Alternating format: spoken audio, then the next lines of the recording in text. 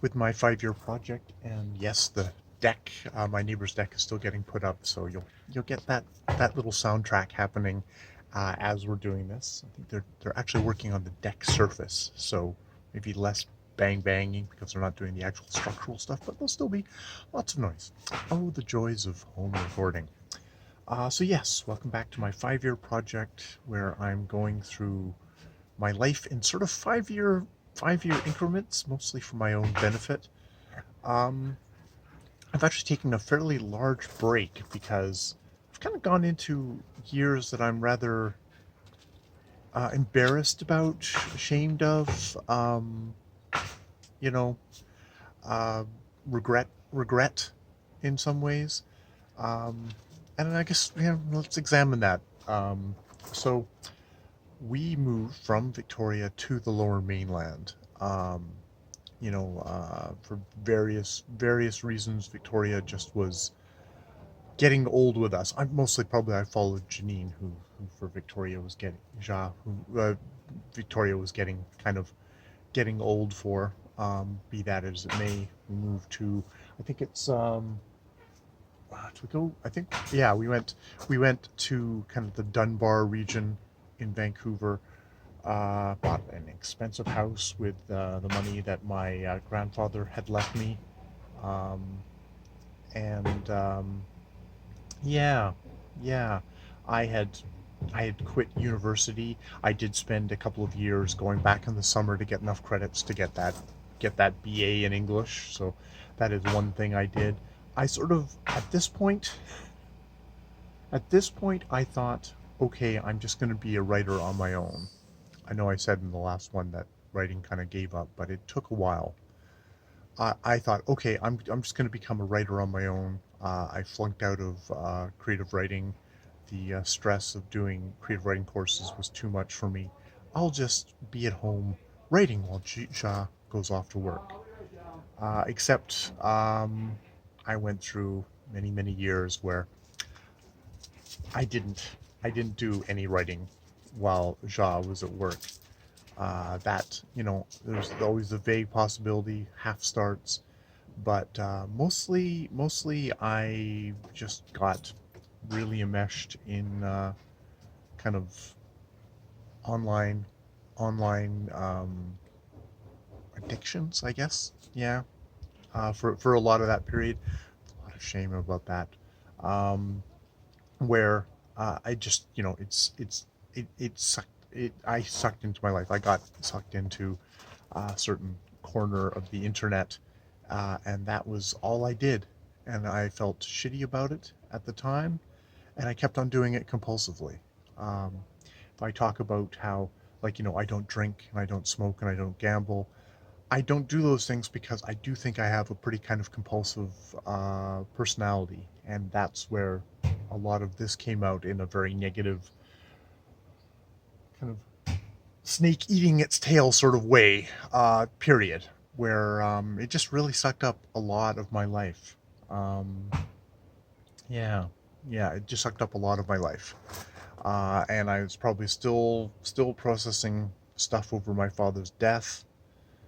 Um, Through a lot of these periods in here, there was a lot of going to counselors, a lot of various attempts to try and address my issues with my father, with my grief, uh, with just all the really shitty, bad habits I had of not dealing with emotions, not dealing with anything, avoidance that I'd learned through growing up in an alcoholic family, where that was the word of the day was suppress and avoid and deny. And I'd left my family because I felt like that was suffocating me. But of course, I brought all that along with me. Um, so there were many years of that. And at the same time, we're probably living beyond our means. We were eating up all the money that I had inherited from my grandfather. Uh, didn't have a job because I didn't need to because I had all this money. Um, and I have half-made memories. I have memories of going to the Vancouver Folk Fest It's funny things that kind of stick in your mind of seeing Annie DeFranco live as a very kind of idealistic, creative uh, young woman who was speaking truth at a time when I was none of those things, but really aspired to it. Um, that really appealed to me. You know, someone was who is open about their politics and their sexuality and everything, and that was not me at all. That was not me at all. But that's funny how who you pick as a hero, as somebody that like, oh, maybe someday I could be, when I grow up, I could be like that. Still haven't aspired, haven't gained that, but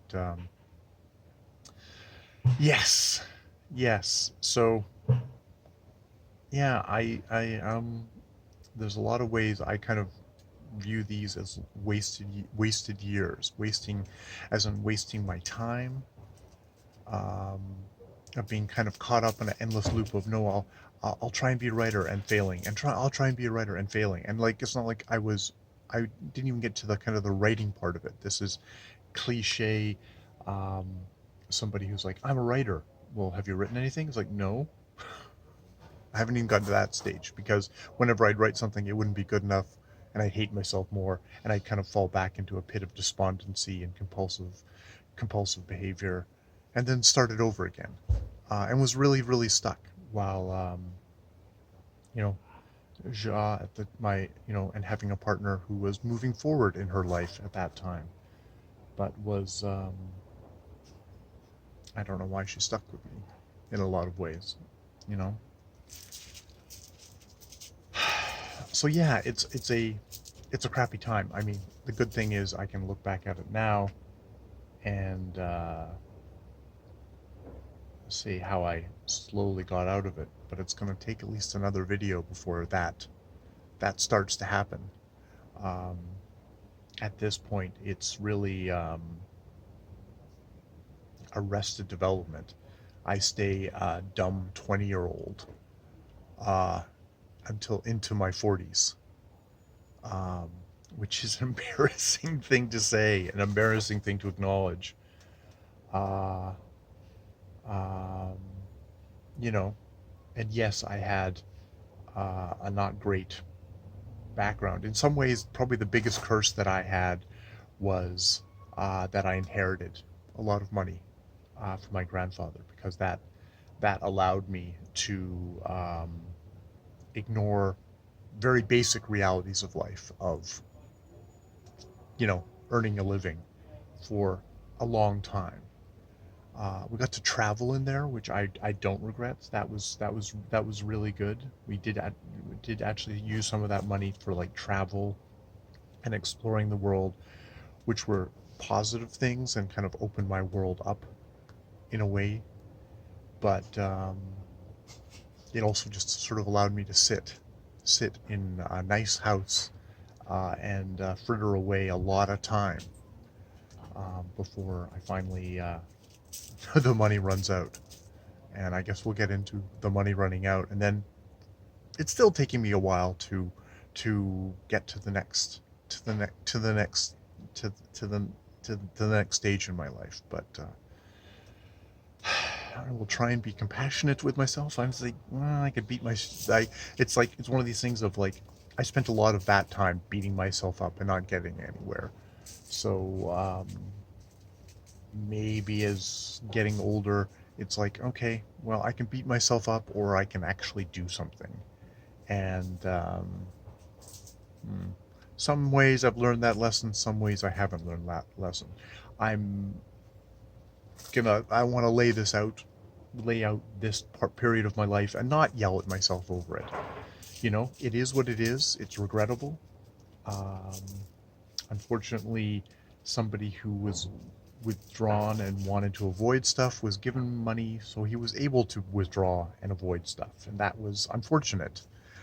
Um, yeah, and unfortunately, that's a reflection of who I was then, and um, you know, it is what it is. That's who I was at the time, and I have changed. I know that I'm someone now who who you know, I have a job, I work, I'm slightly more engaged with my world, slightly more. Um, and sometimes I still have periods of withdrawal. This channel could be considered one big withdrawal, um, or one big kind of me working on my mental health just in my own odd sort of way.